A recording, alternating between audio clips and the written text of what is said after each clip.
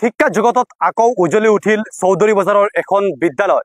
যোনখন বিদ্যালয়ত আজি আমি উপস্থিত হৈছোঁ, চৌধুৰী বজাৰৰ জাতীয় বিদ্যালয়। আৰু যোনখন বিদ্যালয়ৰ পৰাই 100% ৰিজাল্ট পাবলৈ সক্ষম হৈছে তেওঁলোক। আৰু ইতিমধ্যে সম্বোধনা অনুষ্ঠান আছিল, আৰু সম্বোধনা অনুষ্ঠানত আমি উপস্থিত হৈছোঁ। ছাত্ৰ ছাত্ৰীসকল আছে, লগতে শিক্ষকসকল আছে। আমি তেওঁলোকৰ পৰা মন্তব্য ল'ম, আচলতে কেনেকৈ এনেকৈ সফলতাৰ দিশত আগুৱাই যাব পাৰিলে ছাত্ৰ ছাত্ৰীসকল বা শিক্ষকসকলে তেওঁলোকে কেনেকৈ পাঠদান দিছিলে বৰ্তমান সময়ত দেখিবলৈ পোৱা গৈছে। বিশেষ চৰ্চাত লাভ কৰিছে এই বিদ্যালয়খনে। এইটো যে আমি 2002 এইখন স্কুল খুলিছিলোঁ প্ৰথম অৱস্থাত। খুলি আমাৰ মেট্ৰিক দিছিল 2010। 2010 যেতিয়া মেট্ৰিক দিছিল তেতিয়া 7জন ল'ৰা ছোৱালীয়ে পৰীক্ষা দিছিল, মাত্ৰ 7জন ল'ৰা ছোৱালী।